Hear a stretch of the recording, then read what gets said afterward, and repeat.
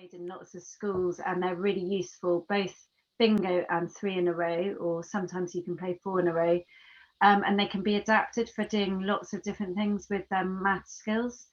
So the first one I'm just going to talk to you about is bingo. So depending on how much time you got and how well the child is, how competent the child is with doing it, you can make a bingo board where you can literally just have like a whiteboard or a piece of paper where you either split it into four, or you might want to split it into six to make the game longer.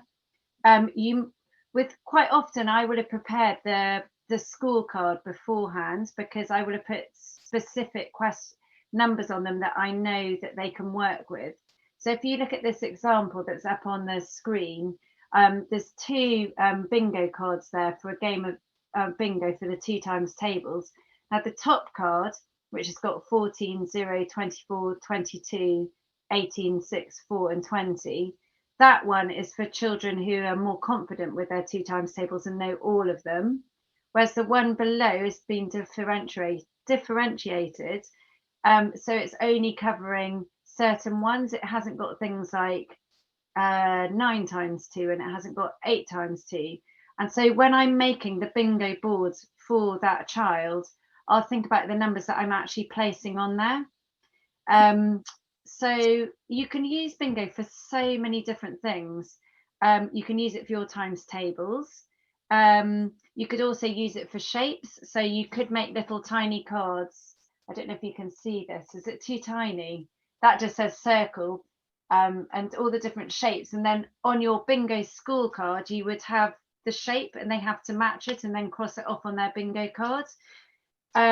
You could be doing it for doubling, and you pull the number out of the bag and they have to find the double answer on the bingo scorecard.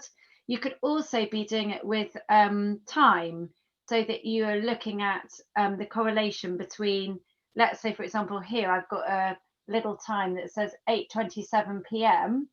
and they on their bingo card have to find that in the 24-hour clock. So they have to find 20 ... 27. So they have to, so you could do it with time. I don't know how many of you have come across an array for multiplication. That's what an array is, and they help us with learning multiplication. So that array there would either be 3 times 4, 3 lots of 4, or 4 lots of 3. Now you could do lots of little arrays like that, and then they have to find the total on their bingo card. So that's called an array, and those are really great for when you're learning multiplication. So you can adjust it, and so you can play it with so many different things. I think I said number bonds. Another one which I was actually doing today with some kids is near doubles. So when you're teaching them doubles, like double 6 or double 5, you then move on to what are called near doubles. I'm just going to hold that up on a piece of paper. And these were little cards that I'd made. And so if you pulled one of these out of your bingo bag, 7 plus 8, you could go, so how are we going to find that answer? Well, we know that double 7 is 14, and we need to add on one more.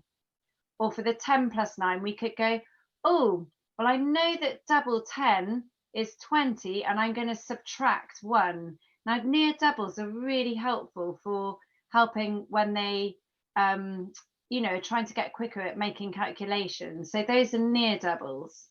Now, I just thought what I would do is just do a quick game of bingo with the 5 times tables. And if anyone's got a scrap of paper in front of them, to just split it into a grid of 4 like that. And then if you could just put 4 answers from the 5 times tables on it.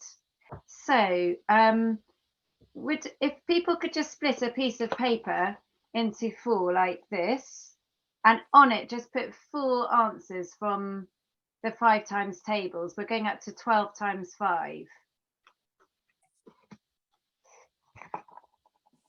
And then I'm going to put my little questions, which I've made earlier, on little cards. And I always have a selection of little bags. just to make it fun. So I'm pulling them out of little bags. Now I might be, if I was doing it with a child who I know likes something like Pokemon, I might say, you be Pikachu, I'm going to be Charizard, and we're going to have a competition to depersonalize it or make it about something that they really enjoy. Like, let's say 2 footballers, like you be Ronaldo and I'll be someone else, or it just makes it more fun. So finding what they're interested in and doing that. Or you might, if they're into dogs, it might be a breed of dog. I'm going to be a Dalmatian, you're going to be a Husky, just to make it a bit of fun. And you could have a tally chart to see how many games the Dalmatian wins against the Husky, just to make it a bit more fun. Right, I'm going to put them in my bag, and when you have when your question comes up and you find your answer, cross it off on your board, and then when someone's got full house, but I might ask you questions as we're going along. So I'm going to pull the first one out of the bag. Right, 10 times 5. So you can't really see these.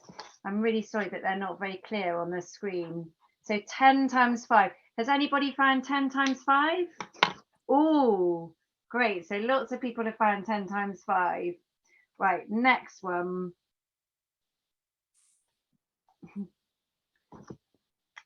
4 lots of 5. 4 times 5. So if you found 4 lots of 5, cross it off on your board. Now, Andrew, I'm going to pick on you. Can you tell me, looking at the numbers on your board, what question you'd really like me to pull out? 9 times 5. You'd like me to pull out 9 times 5. Oh, now, Andrew, let's think about that. 9 times 5. If I know that 10 lots of 5 are 50, I know that 9 lots of 5 is 5 less. So you want 45 on your board. Have you got 45? Indeed. Great. Let's see what I pull out next. Okay. Oh, 3 lots of 5. Has anybody got 3 lots of 5? Bernard, could you tell me what the answer is for 3 lots of 5? Oh, you're on mute, Bernard. 15. 15. How did you get to that answer, Bernard? Lots of fingers. You counted on your fingers. Can anybody else tell me, did they do it a different way? Do they know it off by heart? Angela, do you know that one off by heart? So I did 5, 10, 15, because I can count. Brilliant. So you counted up in 5s. Great. Well done. Right. Has anybody nearly got a full house? Has anybody got one more to get? Oh, right. We'll do another one. Oh, 12 lots of 5. Did anybody? Janine, I can see you got that one. How did you get to your answer, Janine, for that one? Well, I know that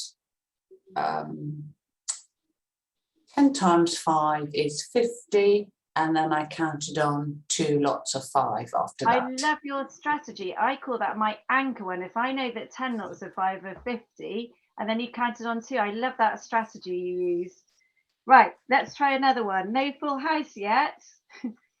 Right. The next one I pulled out is 11 5s. Has anybody got 11 5s? Now we could use Janine's strategy again there, and we know 10 lots of 5 are 50, so 11 5s are 55. Right, I'm just going to see what ones I've got left. I can't believe no one's got a full house. I wonder who's going to be first. Right, 7 lots of 5. Has anybody got that one? James, have you got a full house? I saw you put your arms in the air. Well, I've got 2 out of 4. That to me is. Oh, you got 2 out of 4, so you're halfway there. Well done, James. Has anybody? No full house. James, how did you get 7 lots of 5? I know that 7 5s are 35. So you know off by heart, and you could have 5 times 5 is 25. and then on 2 more lots. That's another good anchor one. I'm going to pull one more out and see if anyone gets a full house, because I see we're running out of time. So I'm going to have to stop actually in a second. My last one I'm going to pull out is 1 lot of 5. Has anybody got 1 lot of 5? Bernard, has anybody got a full house? Right, I'm going to actually have to stop there because we've run out of time. But as you can see, even only having 4 to fill on a board, no one's got a full house. And whenever you're doing it, you're asking questions to them, and you're actually modeling strategies for working out the answers. You could be counting up. You could be dropping 5p's into a pot as you're counting up. So you're always modeling the whole time. If necessary, you could be drawing on a whiteboard beside them. You know, I was showing you the arrays. You could be drawing an array to help them count up in 5. So you could have drawn, let's say I pulled out 3 lots of 5. I could then go 5, 10, 15. So I'm just really sort of being repetitive and trying to really help them with what works for them. Now, I haven't unfortunately got time to show you, but 3 in a row or 4 in a row, which is also in the resources for Number Champions, is like bingo. You can adapt it to, you know, times tables, time. You can do arrays. You just make up the board yourself, and it's a game. It's a bit like Connect 4. You're basically aiming to get 3 in a row or 4 in a row and to block your partner. And kids really, really enjoy that. And I find with both of those games, you can make them quite quickly if you haven't got the resources beforehand. They're always possible to make on the spot as well. And the other thing that I always carry around with me for playing a game like 3 in a row is I make sure I've got really nice counters. Like I might have some little shells that I use rather than counters, or some nice shiny stones. And I might also make sure I've got some nice pens for crossing out on my bingo board, just to make it a bit more exciting.